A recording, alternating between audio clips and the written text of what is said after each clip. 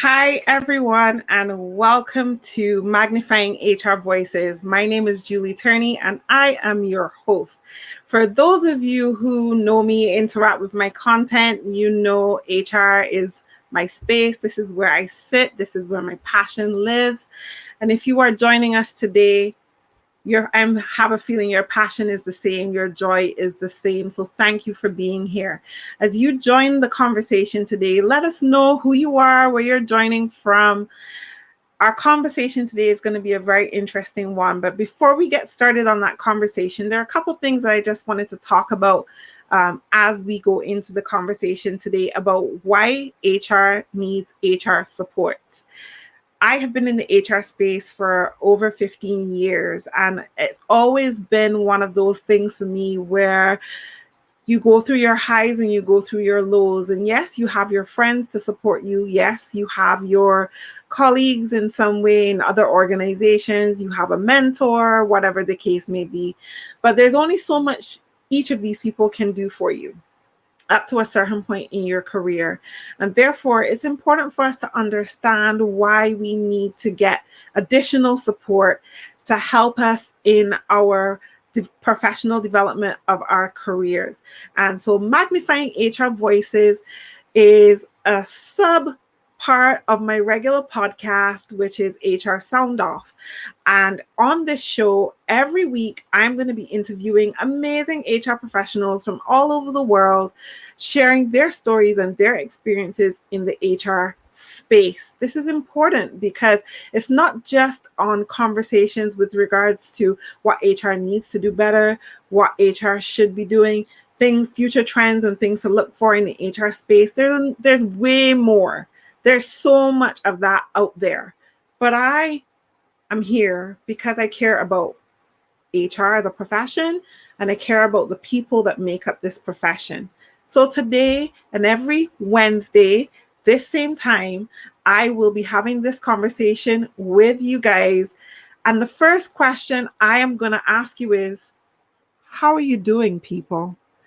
HR, how are you doing today? Did you sleep well? Did you eat well? Did you take some time to think about yourself before you got up and did all the other stuff that you were planning to do today? How are you doing? Each week, I'm going to have this conversation, and each week, I'm going to ask you this question. So tell me where you're joining us from, and then tell me how you're doing, because you matter to me. This is your show. This is our show. So let's get this started. Today, we are going to be having a conversation about why HR needs HR support. All of those of you joining us today, hi Kim, hi Tracy, Jenny, hi, how are you doing? Karen, Faye, so nice to have you all here today for this conversation. And this is your time. This is your conversation. This is your show. And I want you to tell me, based on your career, for the last couple months, or let's say 18 months, as you have gone through COVID, how are you feeling? Hi, Risa, how are you doing? How are you feeling? How are you doing? Do you need support? You might not want to answer that in this live, but you can always message me and tell me more. So today, to have this conversation with me, I have two of my very good friends, family members, part of my HR community, Kelly Swingler and Natalie Ellis. And they are amazing ladies. We are here to have this conversation with you. Be a part of the conversation. Let us know how you're feeling about everything that we're going to talk about, but we're going to break it down. Why we got into HR for HR support basis versus why we got into HR, why we think the state of HR is in the state that it is in today. And we want your comments as well. We want your participation. And at some point in time during this live, I am going to share the link to my live stream. And if you want to actually come up and join this conversation with us, I would be happy to allow two of you to come up and join this conversation physically. So I'm going to bring up Kelly and Natalie, and we're going to get started. Hi. Hi, ladies. Hi, how you doing? Very well. I'm loving this international audience that we've got. We've got Jamaica, we've got Antigua, we've got Toronto, Yes, Barbados. It's amazing. I know. I'm looking California, Curacao, South Louisiana. It's so beautiful to see you all here. Thank you so much for joining this conversation today. This is just the beginning. We've got so much to talk about. Let's get started. I'm going to give you ladies an opportunity to just talk to our audience and tell them a little bit about your HR origin story. So I'm going to jump off the screen and then I'm going to allow you to do your thing and then I'll be right back. So Kelly, you want to go for, or Natalie, there you go. There you go. Okay, no, go ahead, your thing. Okay, so my HR origin story, wow, there's too much to tell in so little time. But long story short, I was a travel agent. So I used to sell holidays for a living. And then I worked my way up into customer services, got shouted at a lot on the phone. And then I decided actually I want a bit more of a career that I can sink my teeth into. So I decided HR was the one after being recommended by a friend. Getting to where I am now, I've worked my way up from a HR administrator level, and then I've progressed my career over the past 15 years. I now run my own HR consultancy supporting small and medium-sized businesses throughout the UK, in a nutshell. Awesome. I'm a little bit older than Natalie. I know I don't look at bad hair day to day. But yeah, so I've 22 years really for me in HR. And I think the driving factor for me to get into the HR space was I was really sick and tired of family and friends going through what I kind of term as this Monday to Friday dying syndrome, where they were feeling unappreciated, undervalued, having issues with their managers and lots of different things. So my career started in retail. And straight after my management training, I was able to start looking at which specialism I wanted to go into. I was hugely inspired by who was a woman called Gail, who was the staff and training manager, which is the equivalent of HR. And really, I suppose, wanted to kind of follow in her footsteps, wanted to change the world of work and wanted to stop this Monday to Friday dying syndrome. And really my passion, what has kept me going and kept me driven for the last 22 years has been changing the world of work and stopping this Monday to Friday dying syndrome that so many of us still experience on a daily basis. So that's me really. I am changing the world of work kind of one conversation at a time. And I now, having left corporate, so I was recruited as, according to UK sources, was the UK's youngest HR director. I had a team of 37 at the time. And for the last 7 years, I have been founder and leader, really, I suppose, of a people and change consultancy called the Chrysalis Crew, with a big focus really on supporting HR professionals, stopping them from reaching burnout. And more and more of my work now is focused on executive coaching. So that's me. But great to be with you all today. I think Julie's got some awesome questions for us. So I think Natalie and I are gonna be tested for sure by some of Julie's amazing thought processes.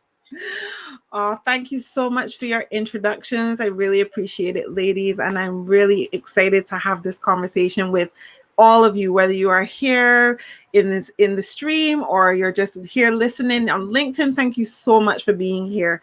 Just a little itty bit about me. So I've been in HR, as I said, for 15 years. And it was after my second bout of HR burnout that I said to myself, you know what, there has to be a better way to work in this space. And I did a list. So, like how some women always do this list about, this is my ideal man. Okay, so this is my list about me planning my career, right? So I'm thinking to myself, okay, so what do I love HR? Do I still like HR? Yes. Okay, what do I love about it? What don't I love about it? And I started to break this all down. And when I came up with this great list of things of what I loved about the space, what I love to do, then I started a journey of doing just that. So you have to live with intention, right? You can't just write a list and not do anything with it. So I wrote my list and then I started to act on this list. And doing that took me down this path, this journey of creating this business, which I have now, which is HR at Heart. So I left the corporate space in October last year, officially October last year, thanks to the support of Kelly, because this was a conversation that I was having with Kelly for a very long time about. I've been moaning and belly aching about stuff that I just was frustrated about in the HR space, and not necessarily as from the profession itself, but from just the people that you're working with in the space that make it hard for you.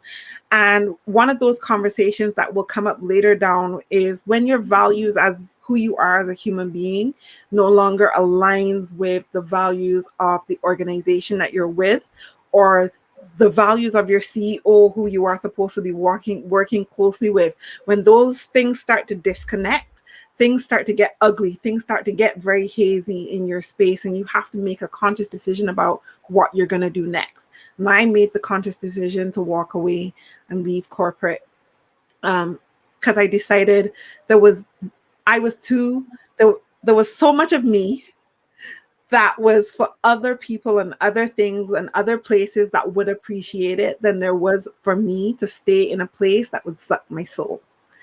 And I've been on that journey ever since to support HR professionals to do the same thing. Either if you want to stay, be great where you are, and this is how you can be great where you are. But if this is not for you, let me help you transition. And if HR isn't for you, let me help you exit in a way that is done with dignity and respect. And that's what HR at Heart does. That's what we're here for. And I guess that kind of segues into our first part of our discussion, the current state of HR. What does the current state of HR look like for you, Natalie? Crikey, that's a question, isn't it, to get started with? Straight. It's loaded. Well, yeah, to be honest with you, I started my consultancy 2 weeks before lockdown here in the UK. So it has been a roller coaster, to say the least. But the first thing that became apparent is the amount of business owners and leaders that came to me saying, Natalie, I need HR. I've ignored it all this time, and I think I really need it, because everyone turned around and said, right, okay, well, we've had this lockdown announcement by the government, and they said, right, okay, so what do we do now? Oh, HR will know. And it seems to be that we have been really in demand, but at the same time, we've been working at over 100 miles an hour for the past 18 months, give or take. And it has been, I think, relentless is probably, I probably wouldn't say it was the right word to use, but it has been incredibly overwhelming. So a lot of HR professionals that I speak to and give advice to in my work is around actually who is looking after HR. So we've got to that point where I think there is almost a tipping point, and Kelly may agree with me on this, is that there's a lot of HR professionals out there that are now feeling that brink of burnout. And having been there myself, it's not a nice place to be, which is one of the reasons I started my business, like you said, is to gain balance. So there's so many factors that are coming into this, but it's all from different directions. It's not just the employees, it's the leaders of businesses, it's the external factors that are coming in from the advice from various governments and quick changes in employment legislation where HR has had to react and respond, which is not our comfort zone at all. So I think we are appreciating, so whilst that sounded really negative, but I think on the flip side, we are appreciating our capabilities, and we know that actually if we can get through this, we can face anything head on. So I think that courageous element is really coming out, and for some it has been really, really tough. I can see in the comments there's quite a few people saying it's been really tough. Yeah. We have only each other to really lean on this. So yeah, I'm not sure if it's the same for Kelly. Yes, Kelly. Yeah, I mean, I was thinking about this question a lot, really, and I think yes, there's definitely a lot. You know, I hit burnout in 2013, and again, I can talk. We'll maybe come on to later. The other HR directors that worked in the same organisation as me, and what happened to them as a result of the organisation. But I think actually, and I was like, is this too serious a word? But I think actually the current state of HR, I think. I suppose is your glass half full or half empty? I think we are either at a state of enormous crisis, or we are in a current state of immense opportunity.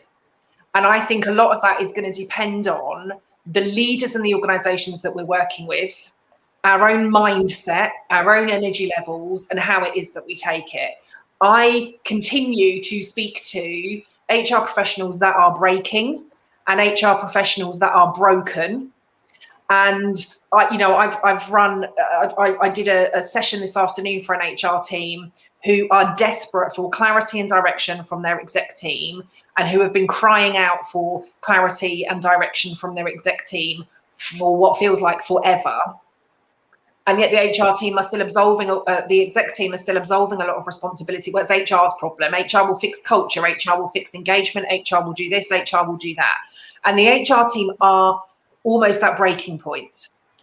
And I'm hearing that across many, many organizations at the same time as hearing this is an amazing opportunity for us to do something different and really kind of change. You know, when we first went into lockdown last year, take away the it sounds a weird thing to say, but take away the human side of it, if you like, in terms of the impact that this was having on us as people. I think from a business perspective, from a workplace perspective, huge opportunity for us to say, this is how we can transform the world of work. This is what we can be doing differently. This is how we can really create, make this change, stop this Monday to Friday dying syndrome, really, really start to put our people at the forefront of everything that we do. And yet now we're coming out of it. It's as though, lots of leaders now just want to shift back to where we were before. And where we were before wasn't working. And I think if we do not take it as an opportunity and see that this is an amazing time to transform the workplace, to transform the way that we work for our people, and for HR to really be starting to drive with that, I think this tipping point between kind of crisis and opportunity is going to go one way or another. And I think it will depend on the organisations, the HR professionals, ourselves, how burnt out we are, how we can maintain our energy levels, and how we can continue to take people on that journey with us. So I suppose depending on which side of that coin, or which kind of that, which side of that scale you're on, it could be amazing or it might not be.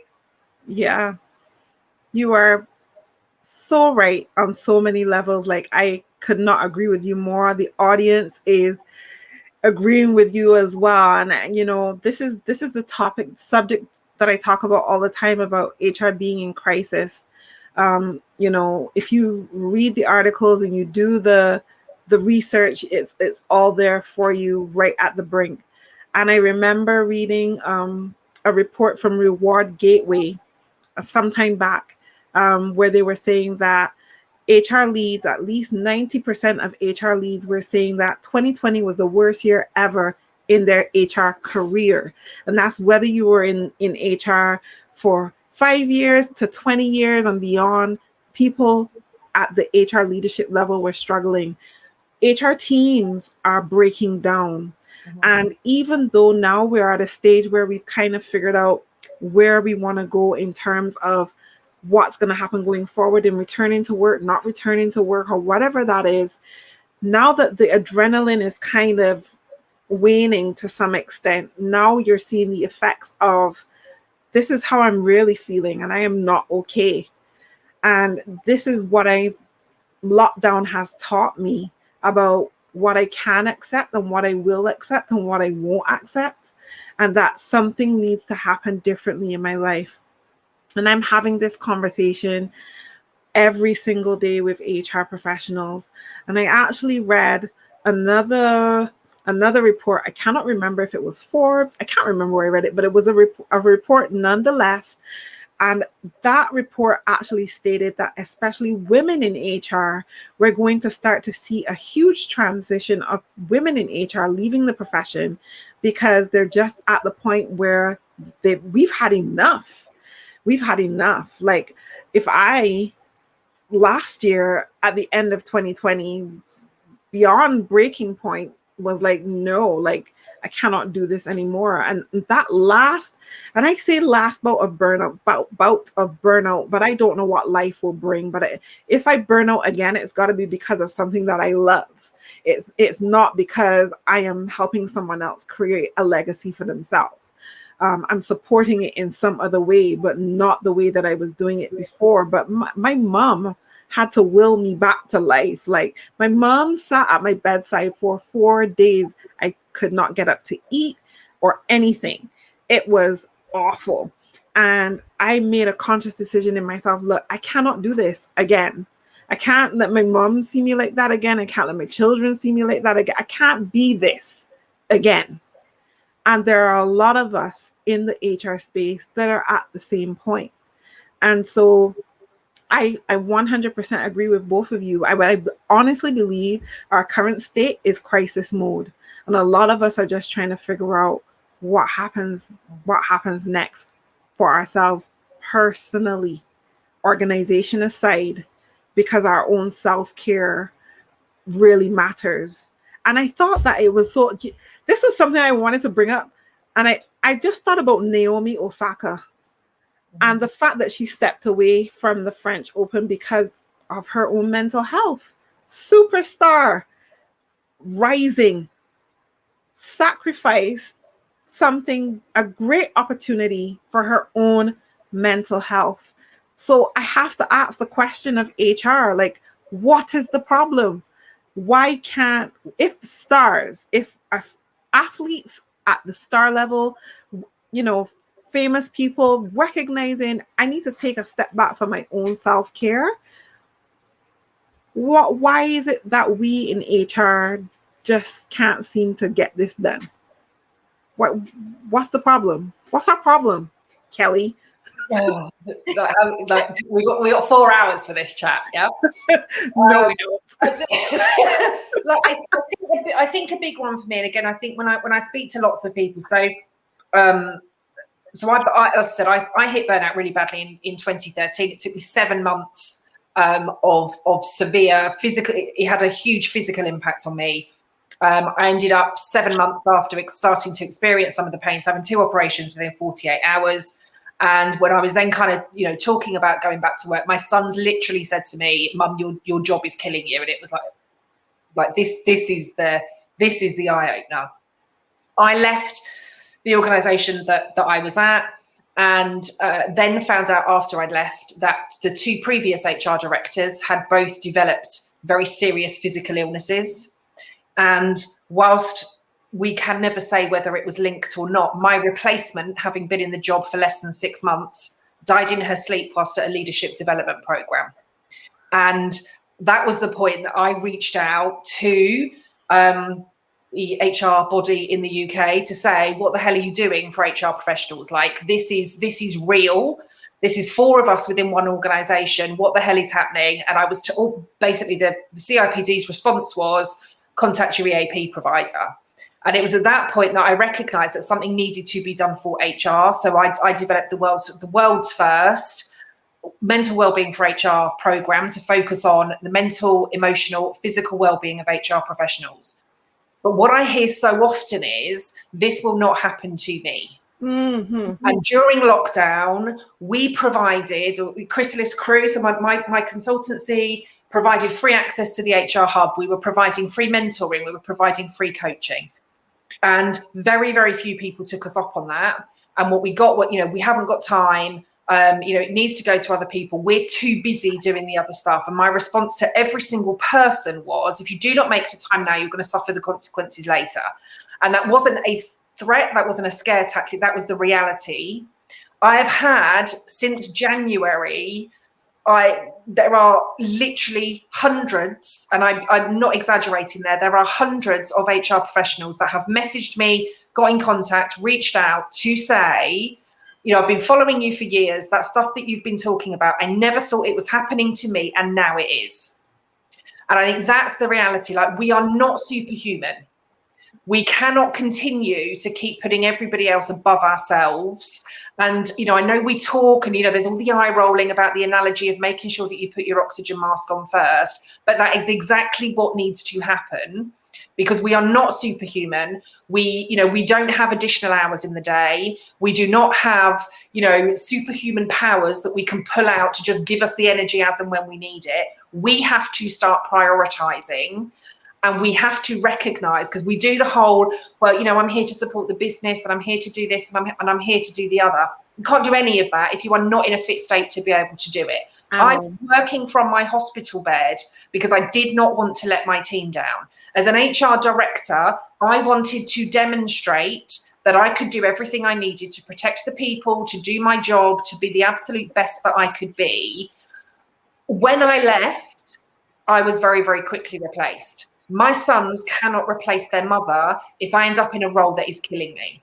And we have to recognize that we are people. We have to become our own VIP. Like, I am now my own VIP. I have non-negotiables. I will never, ever sacrifice my own well-being again for anybody or anything. If I am not able to look after myself, I cannot look after anybody else. That includes my sons, that includes my parents and everybody else. But I am my own VIP, and we all need to be doing exactly the same thing.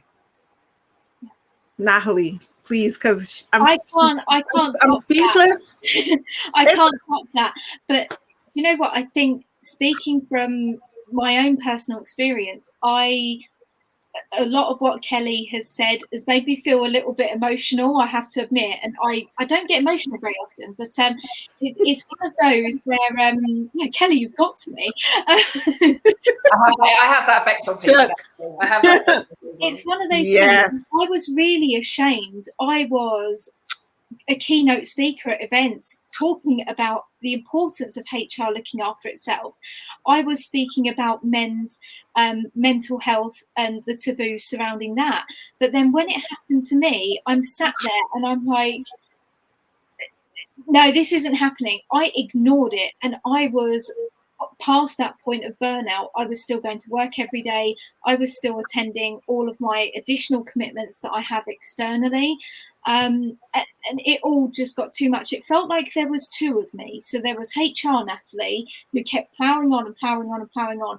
And then there was Natalie that would walk through the door at, you know, gone 7 o'clock at night, collapse in a heap and cry for hours. And it was a number of different things that led to that point. So things like taking the job home with me. So when I was liaising with my clients, I would find it very, very difficult to switch off. I quit exercising because I was too busy. I stopped going to my yoga classes because I was too busy. And all of those things, like going out with friends, seeing my family back in the days when you could do that. It's one of those where I just shut everything off, including my husband. I have 2 stepchildren. They didn't have a flipping clue what was going on. They were, you know, really, everyone felt really helpless around me. But I had a colleague who spotted the signs, and he was incredibly supportive.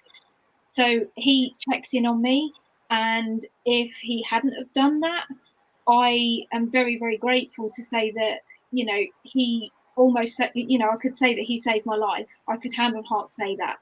And it was just a check-in to see if I was okay. And I just said to him, do you know what? I'm really not. And it was the first time I felt like I could open up to people. Mm-hmm. The difficulty is we all have this corporate Teflon type coating, and we all go in and we put on this persona every single day. And if you think about it, that's like starring in a soap opera and having to keep up the pretense of that every single day. And it's draining. And it's almost like being an air steward, where you got your smile on all day and I can help you with this. Oh, you say jump, how high? Not a problem. And you put your own priorities of your health and well-being, whether that's skipping lunch, oh, just the once this week.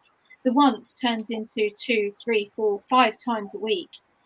and you see yourself quickly decline because you're not getting that break from the treadmill. However, when I decided to go and work for myself, I factored in self-care time, but I've only been doing that recently. So for the past few months since the pandemic began, I've been 100 miles an hour. I felt that again, but for the first time I actually recognised it myself and thought, you know what? Yes, I'm running my own company and it's going great, but at the same time, that shouldn't be of a detriment to your health and well-being. And I get conversations from students: how do you juggle doing a degree at the same time as working? How do you progress a HR career? And I think it's like you came back when you said about this list. By the time I'm 35, I want to have a house, I want to drive a Bentley, and I want to wear Christian Louboutins to work, and I want to have a They're very uncomfortable, Natalie. They're very uncomfortable. They are. But it is one of those things where we put so much, women are worse, I think.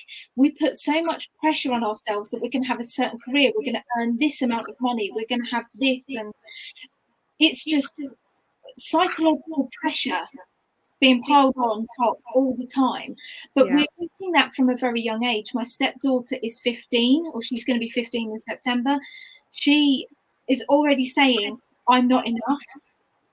I can't do this. I can't do that. I'm not going to get into this college. I'm not going to go to this university. I'm like, you're 15. They're not getting the opportunity to realistically experience their childhood. Yeah. And I find that crazy. And they're, back in my day, it was picking up magazines and going, oh, I'd love to look like Britney Spears or whoever it was, But you think, actually, do we have unrealistic expectations planted in? Or is it a case of that we think that we should be doing what everybody else is doing? I don't think HR professionals are any different. We do still compare ourselves to our peers. We do think we can climb the HR career ladder and we can be a director within 5 years. We need to make sure that we are taking care of ourselves, but making sure that we're not comparing ourselves to unrealistic expectations and what dream careers are. When you look at yourself, Julie, or you, Kelly, I followed your careers for a long time, and part of me sometimes thinks, oh, should I be doing what Julie and Kelly are doing? And that is the same. Some of the questions all three of us are getting from young HR consultants and people that are coming into the profession, it's all it can all come in very, very quickly. So it's recognizing the signs, I think. Yeah, definitely. I think everything that you ladies have contributed to the conversation right now is being supported in the comments. And I want to just highlight some of the comments as well. I mean, I'm in full agreement. I think everyone knows where I stand on this topic. So Shannon here is saying HR is not superhuman, often though seen as other in the organization and not prioritized as employees. And I get this all the time. I get HR professionals who come to me all the time and say this, like, I am an employee too. And, but you expect me to be switched on. Like, I had one lady and she said, one of my clients recently, and she was saying to me, they just expect me to be switched on all the time. Like, I must be responsive to everything that they're requiring of me. But I need to be able to balance that, like, because it's just too much. It's too much. And I think that sometimes we just feel like we have to be all things to everyone. But we can't be all things to everyone, And I love Jenny's comment. Jenny says, we always want to take care of others. Sometimes the boundaries are not there. And a lot of times what we do as HR professionals is actually self-inflicted. We do inflict a lot of this on ourselves by trying to constantly be there, be switched on. And we just can't. Tracy Hill, how you doing? Tracy says, so much has fallen on HR's shoulders. Pandemic, sudden remote work, George Floyd's murder, violence against Asians, gun violence in the workplace, employee mental health, flurry to legislative updates, navigating politics, returning to, that's just everything that's happened in the last year and a half, but we've been switched on all of our careers. Mm-hmm. And I'm sure that there are different parts of your careers, both Kelly and Natalie, that you could point to beyond or prior to, I should say, prior to COVID, you know, things that have happened that just, you know, you knew it was too much. You cannot stay 100% connected. This does not mean, though, that HR professionals, that we don't love our job, because I know there are a lot of us out there who are like, oh, love being in HR, so great, so fabulous. Like, I love being able to help people. I love people. And then there's another side of you that just goes, you know what? I'm so done with this. I'm sick of people. I don't want to do this anymore. Like, why did I do this? You know, that you have to find that balance. Jolene is saying full on and constant. Yes, we are. And I'm so glad being in the psychological space that Jolene is in, that she's able to detach. But a lot of us are not able to do that. And maybe we should go have a conversation with Jolene about how we can make that detachment. I brought up this one here because it kind of tied into what we were talking about before, which is the excuses that you hear HR professionals talk about in terms of taking care of their professional and personal development. And I know Kelly and I and Laura talk about this all the time. And I did a post on it recently, and Laura took my post and she was like, I love this post. I'm stealing it. Because you're absolutely correct. But I talked about all the different excuses that HR professionals make when it comes to engaging in our services, coaching. And a lot of times you get these different excuses, which you just gave. Oh, I'm good. I'm fine. It'll never happen to me. I'll never burn out. I'll never need a coach. Like, I am my own coach. I've been in HR for however long, and I've got this. I am the CEO of me. I don't need to be coached. Coaching is for managers and other leaders. That's not for me. Like, I'm a rock. Yeah. What are the excuses that you have heard? Like, that's just one. I've made them all. I'm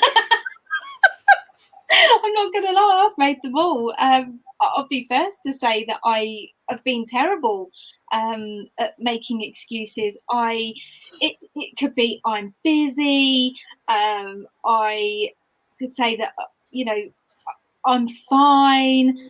There's all sorts of reasons that you come up with. A lot of it's in the moment. It's whether you've got a big grievance on. It could be that you've got to prepare for a tribunal, you know, for sometimes that I have to do.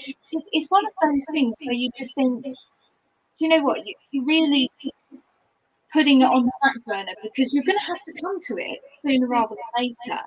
And I think one of the things that I'm really fortunate to have is a number of really good professionals within my network that I can rely upon. And if I'm not feeling okay, I can speak to those individuals and they'll say to me, Natalie, it's fine, can I help? And sometimes that's what we need, is an arm round us and to say, you know what, you know, I'm here to help and to make sure that you're okay. And I do it for a lot of people myself.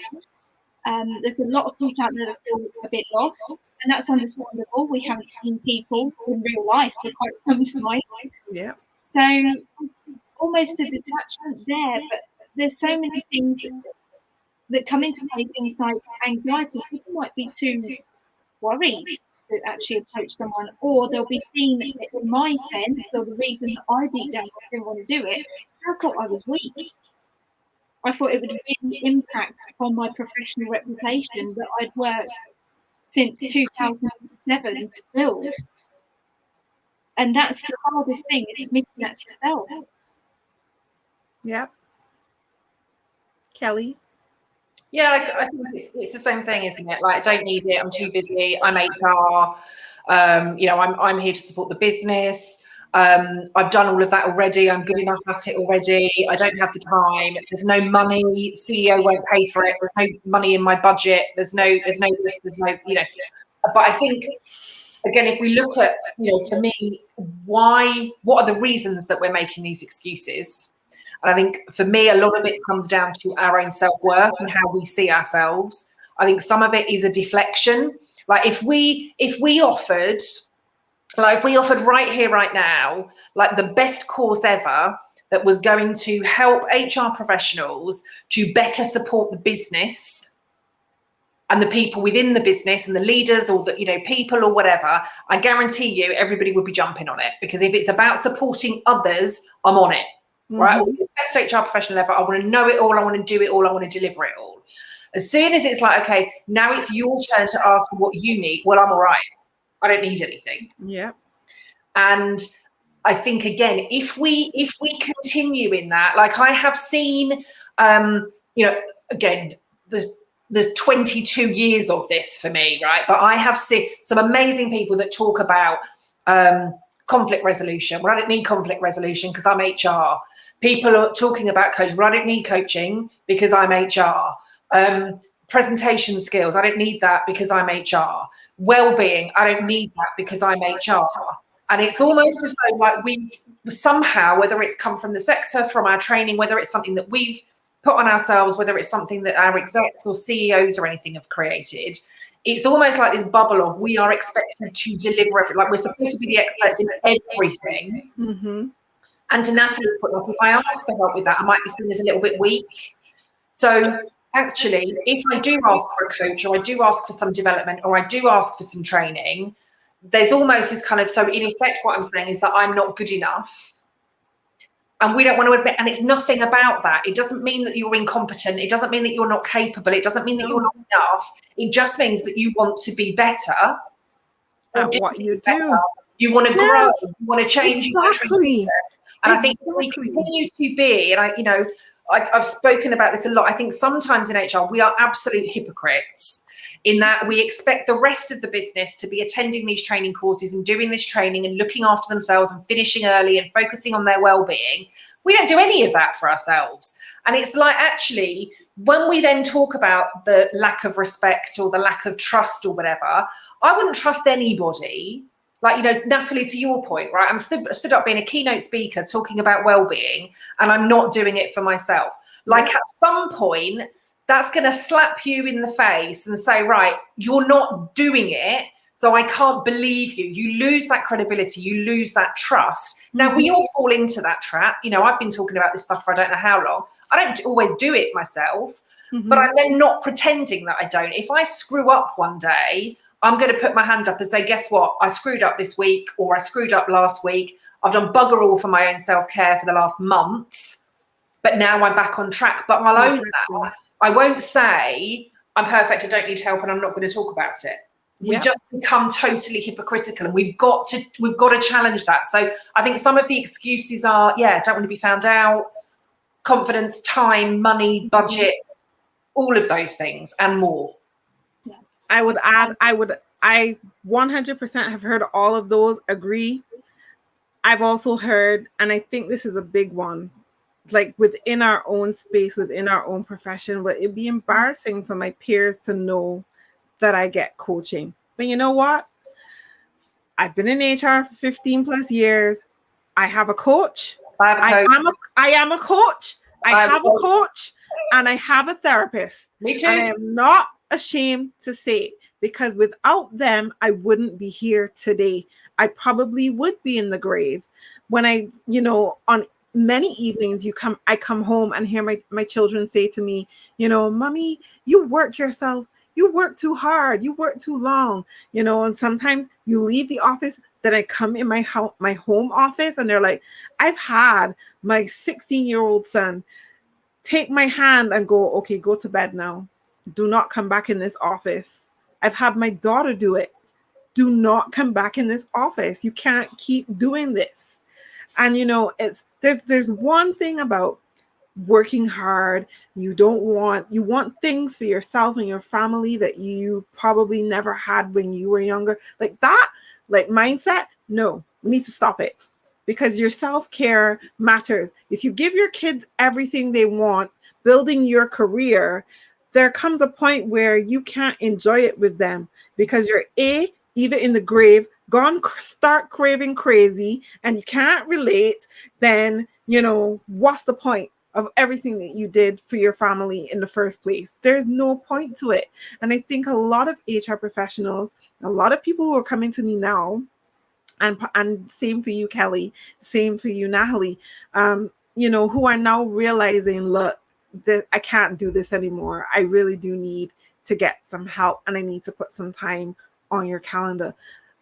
I don't know about anybody else, but I am booked for the rest of the year. Like, every time someone tries to book a call with me, they go, "Oh, you don't have any availability in June." No, I don't. "Oh, you don't have any availability in July." No, I don't. Because people are now starting to realize the importance of taking care of themselves and doing what's right towards themselves as HR. Like, we can't continue on this vein. We just can't do it. It's not sustainable, and we have to stop lying to ourselves that we will be okay. What we do is hard, and what we do is heavy, and what we do cannot be done alone and in isolation. Even if you are a department of one, that comes with its own implications, but you can't, it's not sustainable. It's not sustainable for no matter how many years you are in the profession.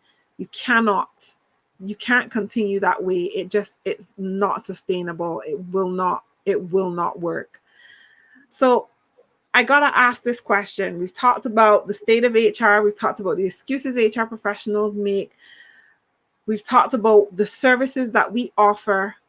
And now the question I ask is why? Why do we torture ourselves to offer to support people who don't want to admit that they need help? And I'm going to point this back to something else I talked about over the last couple of weeks with regards to when you look at sporting greats. Okay, my number one go-to every time is Kobe Bryant. He did not develop the Mamba mentality on his own. Kobe had coaches, not a coach. He had coaches. Serena Williams did not get to be the best at what she does without coaches, not a coach, coaches. They've had coaches for different things. One coach focused on you driving, stroking the ball one way. One coach focuses on how you run and how you pivot. And there's a coach for everything. And these people buy into that because they want to be the best at what they do. To Kelly's point, I want to be the best at what I do. I cannot do that alone because I don't know it all. Therefore, they get a coach. Now, we are trying to coach people who are convinced they don't need coaches. Why are we torturing ourselves? Natalie. Why are we torturing ourselves? Well, to be honest with you, I think a lot of the audience that I speak to are those that are coming into the HR profession. I don't know how I kind of fell into that. It just happened one day. So a lot of when I wrote my book, a lot of it was around how to look after yourself, because I wrote it just as I came out of that burnout. So it was quite an emotive book, actually a very vulnerable book to put out there. And I think that when people look at us and, big figureheads within the HR world, so to speak, they think that this is perfect. We've had a perfect career and we've managed to go from one stepping stone to another without any effort whatsoever, completely with ease. And it's definitely not the case. Getting a coach and a mentor and seeking some emotional support myself, I had a team of people around me. I had my GP, I had a therapist, I had my husband, I had my support network, and I had my HR people. Now, working on my own, I have those people around me, and they are amazing people. They know who they are, and they're definitely listening today. So hopefully I've not let them down. But that's the imposter syndrome coming out. So there's a lot of that. I get it myself. We do torture ourselves, but the reason I wanted or my why to focus on HR professionals is because I don't ever want to hear anybody going through what I went through, being in bed for 2 weeks and still not having any recollection about it, only what my husband tells me. is quite a scary concept. Being told that you have to eat just the basic necessities to survive, to get you to live, that's the scary thing. Now I am, in a way, I don't know if yourself and Kelly would agree, in a way I'm really glad that I've been through it, because one, I know how to handle it. Two, I can educate others. It comes back to that basis. We help other people. And I can stop other people going through it. That is a real driver for me. So to focus on HR professionals, and I get asked all the time, how is HR being supportive? We're not being supported. A lot of it is upon ourselves to be able to pick ourselves up and just snap out of it. We'll be fine. And that's never the case. You won't snap out of it, no matter how hard you think you can drive that. And having helped other people since my burnout, that is the best feeling in the world, because you just, it's what I was born to do. So things like HR Acts of Kindness that people all over the world have followed on my blog, which is amazing, and they now know the signs through these little challenges. They know the signs to look out for in their teams. But I also, one point I did really want to bring up, and hopefully the chat's going to go nuts, is do we think there are enough HR directors that are moving into more senior positions, breaking that glass ceiling, to implement more focus upon these things? Because this isn't just going to be a HR issue. Whilst HR might be in its own entity, at the same time, health and well-being and mental health issues are happening throughout organizations, irrespective of level or position. So it's at the same time, this is something that's a ticking time bomb and that's waiting to happen. So for me, I think there needs to be changes from the top down. And it's great. There goes the chat. The chat is going nuts. No. Nope. Nope. And nope. I would say no. But yeah, I do think that by education, education doesn't stop at school. We educate ourselves throughout our lives, and that needs to continue throughout our professional lives. But I think we need some stronger influencers out there. And I'm really pleased I spoke to a client this morning who's already developed. He's only got 40 people in his business, which is actually quite a lot. But he does have 40 people. 15 of those are mental health awareness champions. He has educated himself in mental health awareness to what to look for in his teams. All of his line managers have been educated on how to have difficult conversations around mental health and around how people are feeling in the workplace without being intrusive. So there is a wave happening. I just don't feel that it's happening quickly enough. No, I agree 100%. And I think that that's something that's truly important as we especially start to navigate returning to work. And I know you knew, we all knew the chat was going to go crazy about that for sure. But yeah, that's something that needs to be done. And I think it's really important that as you start to think about recruiting HR professionals, you need to start asking that question about being trauma informed. How trauma informed are you as an HR professional, and being able to recognize mental health issues in your employees? Like, how many times have you experienced an employee who may be on the spectrum but not quite knowing how to deal with that, or an employee who is who has multiple personalities? And like, my first experience with that, in hearing an employee coming to the job, responding to one name, signing documents under another. Like, how do you deal with those kind of things, So I think it's really important. That's really important. And I love your why as to why you've decided to focus on HR professionals. Kelly, what is your why? Why are you doing this?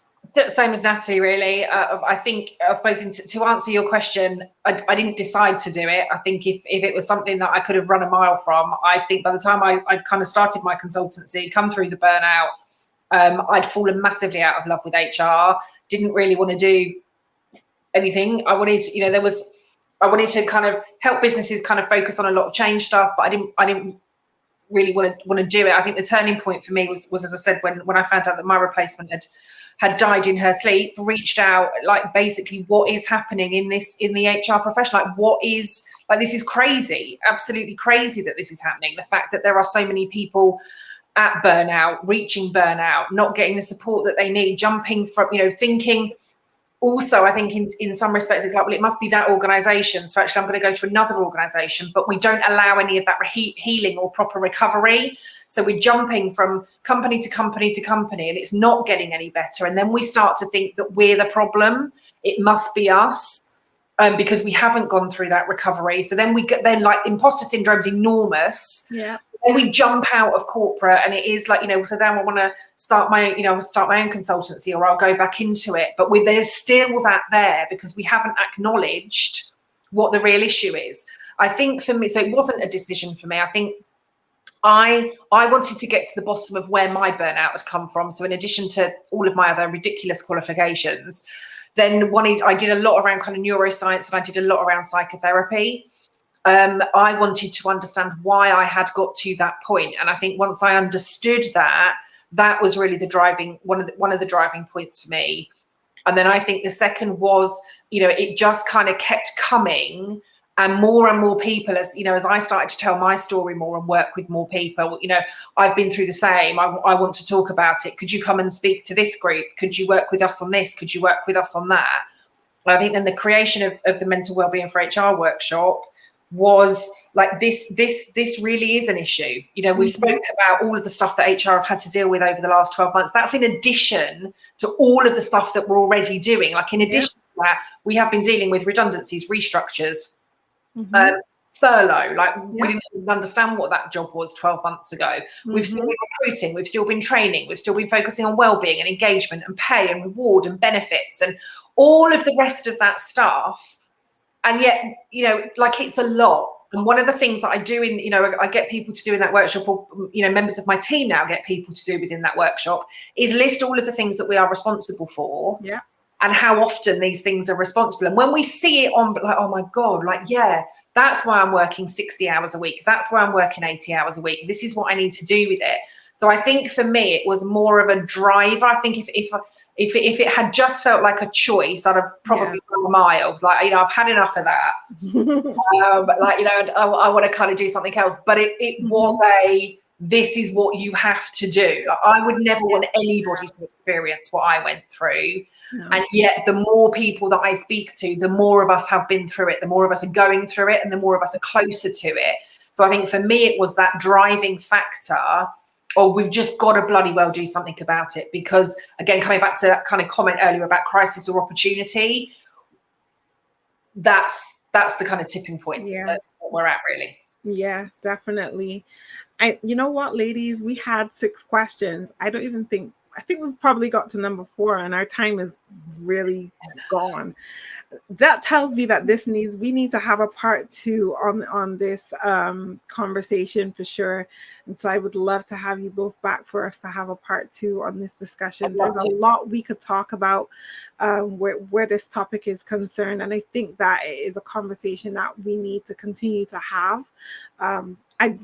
I don't want, and I think that this may be true for both of you, I don't want my burnout to be in vain. I don't want the experiences that I've had to be in vain. Therefore, I want to continue to support the people in my profession. And I will do this now, hopefully, until the day I die, peacefully. But just get HR to stop for a moment, take a pause and go, look, we need to do something differently. We can't go on like this. So definitely we need to have a part 2 of this conversation. Ladies, could you please tell everyone where they can find you on social media? If you're not connected to Kelly and Natalie on LinkedIn, now you've done yourself a disservice. Get that done right now. But if you want to know where to find them in terms of their businesses, Natalie wrote an amazing book. She's going to tell you where to find that. And Kelly's going to tell you where to get onto this course that she's offering, this workshop that she's offering. Natalie, you want to go first? Sure. So if anyone wants to find me, my company is Rebox HR, which is REBOX HR. But you can also find me at natalieellishr.com, and that's where you'll find the book as well. Awesome. Kelly? Yeah, so I'm most active on LinkedIn. You will find me on Twitter, but I don't really do a huge amount on there. For the mental wellbeing stuff, you want the Chrysalis Crew, so thechrysaliscrew.com. That's where you'll find a lot of the HR stuff. And for a lot of my coaching and many, many more of my rants that Julie knows I can do regularly, you'll find those at kellyswingler.com, which is my coaching practice. Awesome. Thank you. And you know where to find me. I'm here on LinkedIn all day, every day. And not because I don't have anything better to do, but this is where you are, HR. And therefore that's where I am, because you are here. Next week, we are going to have a very interesting conversation next week. It's going to touch some strings. Our conversation next week is on how do we cope with death as HR professionals. And that's death in service. If you've lost an employee who's a friend, a colleague, transmitting that message within your organization, but then how you have dealt with it after the fact as HR.